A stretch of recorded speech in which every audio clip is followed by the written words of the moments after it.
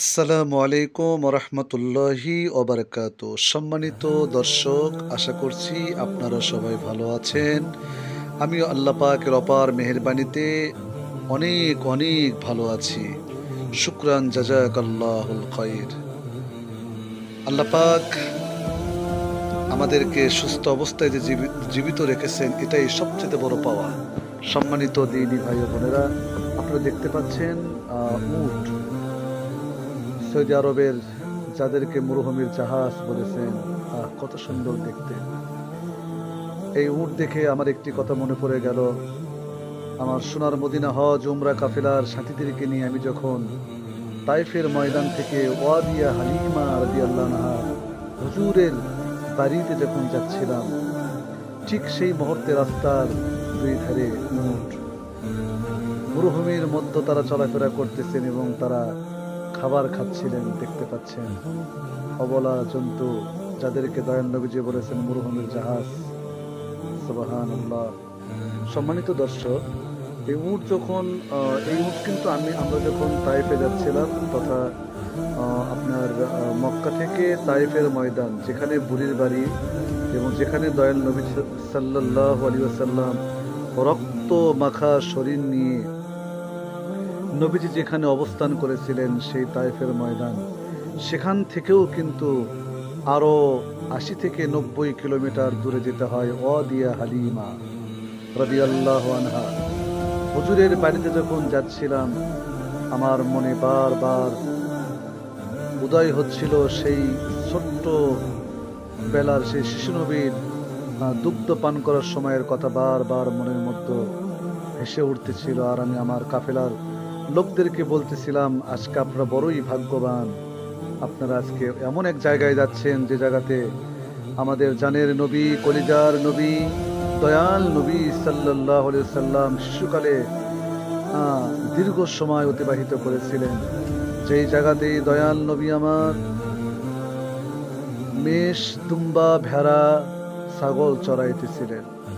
সম্মানিত দর্শক, চতুর্দিকে পাহাড় আর পাহাড়, দুদিকে পাহাড় আর মরুভূমি, বালুময় প্রান্তর পার হয়ে যখন আমরা নবীজির সেই দুগ্ধ পান করার স্থান ওয়াদিয়া হালিমা রাদিয়াল্লাহু আনহা হুজুরের বাড়ির কাছে যখন আমরা গেলাম, মনটা ভরে গেল।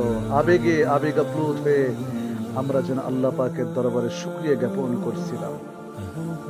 সম্মানিত দর্শক, আপনারা কিন্তু যারা মক্কাতুল মুকাররমা মদিনাতুল মুনাব্বারাতে যাবেন, একটা কথা বারবার খেয়াল করবেন, আল্লাহ, আমি জীবনে আর আসতে পারবো কিনা আমি জানি না মাওলা, যেহেতু আপনি আমাকে নিয়ে এসেছেন, আমি যদি আর না আসতে পারি, তাহলে আমার ভাগ্যে যদি আর দেখা না হয়, এই কথা খেয়াল করেই কিন্তু যতটুকু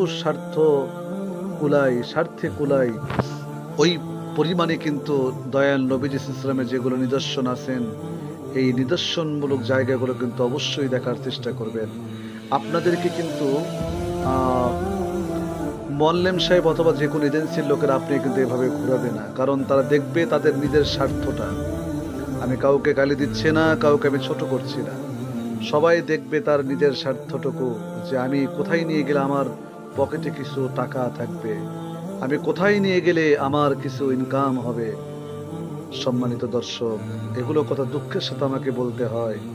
আমরা চেষ্টা করি যে বারবার বলি, কিন্তু আমরা যে মক্কাতুল মুকাররমাতে আমি যদি অবস্থান করি, একটা রোজা করলে ১ লক্ষ রোজা রাখার সওয়াব পাবো, মক্কাতে নামাজ পড়লে ১ রাকাতে ১ লক্ষ রাকাতের সওয়াব পাবো, এটা কিন্তু আমরা বারবার বলি, কিন্তু একটা বারও কিন্তু আমরা চিন্তা করি না বা বলি না যে এখানে যদি আমি একটা গুনাহ করি, তাহলে ১ লক্ষ গুনার পরিমাণ যে আযাব, এটা আমাকে ভোগ করতে হবে, ওই গুনাহ আমার বদির পাল্লায় লেখা হবে। এটা কিন্তু আমার মনের মধ্যে উদিত হয় না, যদিও উদিত কারো মনের মধ্যে হয়, কিন্তু সেটা বাস্তবায়ন করার ক্ষেত্রে আমরা কিন্তু অগ্রসর হই না।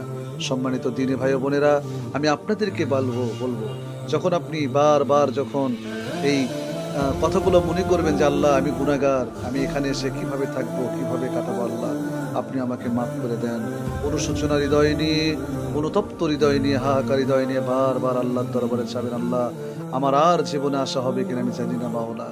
যাই হোক, আমি আপনাদেরকে কিন্তু সেই দীর্ঘ পথ অতিক্রম করে প্রায় 180 কিলো পথ অতিক্রম করেই কিন্তু আপনাকে ওয়াদি হালিমা অর্থাৎ হালিমা রাদিয়াল্লাহু বাড়িতে, যেখানে শিশুনবী দীর্ঘকাল অবস্থান করেছিলেন, যেখানে দয়াল নবীজির সিনা মুবারক চাক করা হয়েছিল, সারা জীবন ওয়াজ নসিহত শুনলেন, কিন্তু আপনি সেই দেশেই গেলেন, সেই বরকতময় দেশেই গেলেন, কিন্তু সেই জায়গাটা দেখতে পেলেন না। বড়ই আফসোসের বিষয় থেকে যায়।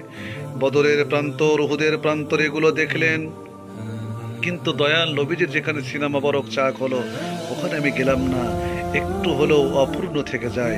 তো যাই হোক, আমি আপনাদেরকে বারবার বলবো, আপনারা যেহেতু অনেক কষ্ট করে যাবেন, টাকা খরচ করে যাবেন, অনেকে হজ করে আসেন, অনেক টাকা কম দেখেন, ভালো ভালো লোকের সঙ্গে যাওয়ার চেষ্টা করেন, তারপরও বলে যে ক্লক টাওয়ার কোনটা, এটাই সে বলতে পারে না। অথবা আপনার হিজলি রোড যেটা আর কি, যেটা যেই পথ দিয়েই দয়াল নবী সাল্লাল্লাহু আলাইহি ওয়াসাল্লাম হিজরত করেছিলেন, এটা কোন পথ এটাই জানে না। সম্মানিত দর্শক, আমি কিন্তু আস্তে আস্তে কিন্তু সেই ওয়াদি হালিমা রাদিয়াল্লাহু সেই গ্রামের মধ্যে চলে আসতেছিলাম। দেখেন, অনেক কষ্ট করে আমার সেই ড্রাইভার ভাই, উনি অনেক কষ্ট করে আমাদেরকে এখানে নিয়ে আসতেছিলেন, ওনাকে আমি ধন্যবাদ জানাই। সম্মানিত দর্শক, বারবার যেতে মন চায়। এজন্যই বলা হয় যে সত্যি যদি আমাদের পাকা থাকতো আমরা বারবার উড়ে যেতাম। সম্মানিত দর্শক, আমি কিন্তু এখান থেকেই কিন্তু সেই ওয়াদি হালিমা রাদিয়াল্লাহু হুজুরের বাড়ি থেকে কিন্তু আবার আপনাদেরকে সেই তাইফের ময়দানে, যেখানে মিকাতের অবস্থিত, সেখানে কিন্তু আমি আপনাদেরকে সর্বশেষ কিন্তু নিয়ে যাচ্ছি। আপনাদেরকে অনুরোধ জানাবো, ভিডিওটি না টেনে ধৈর্য সহকারে আপনারা ভিডিওটি দেখবেন। যদি ভালো লাগে, একটা অনুরোধ জানিয়ে যাচ্ছি, আপনারা অবশ্যই আবার ভিডিওটি লাইক কমেন্ট করবেন এবং বেশি বেশি করে শেয়ার করে দেবেন।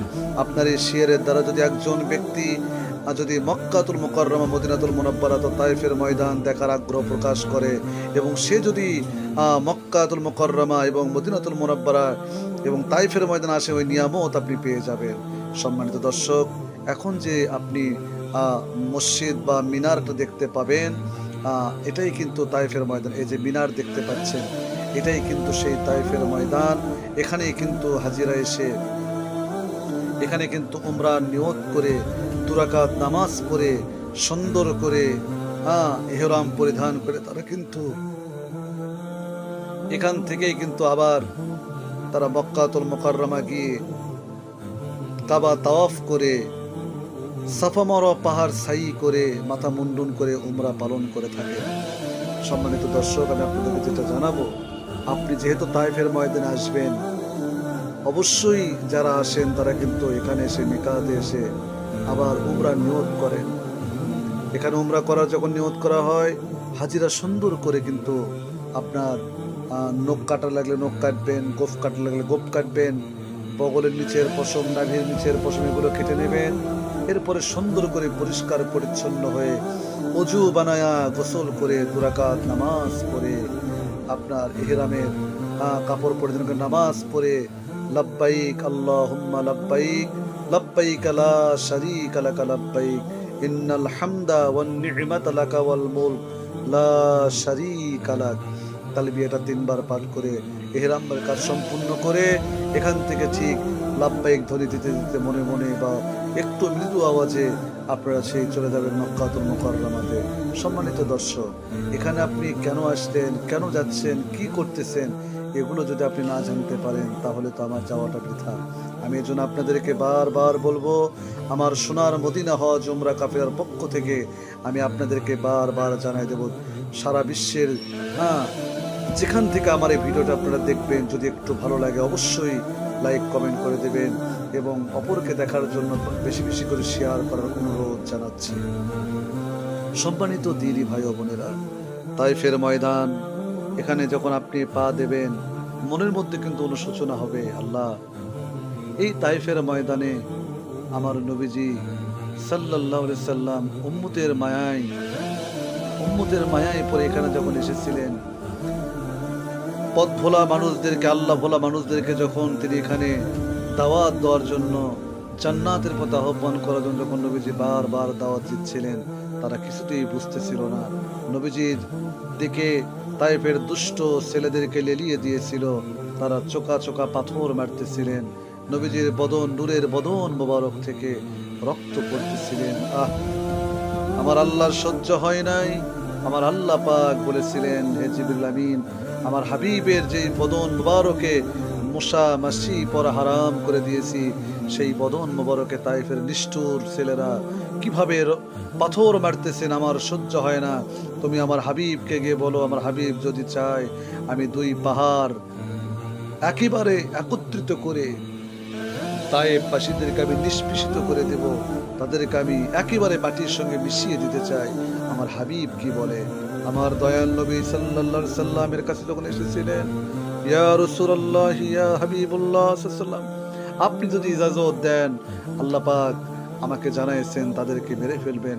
দয়াল নবী সাল্লাল্লাহু আলাইহি সাল্লাম বলেছিলেন, হে আমার ভাই জিবরিল, আমি তো এজন্য দুনিয়াতে আসি নাই, আল্লাহ পাক আমাকে পাঠাইছেন ওমা আরসালনাকা ইল্লা রাহমাতাল লিল আলামিন করে, রহমত করে পাঠাইছেন।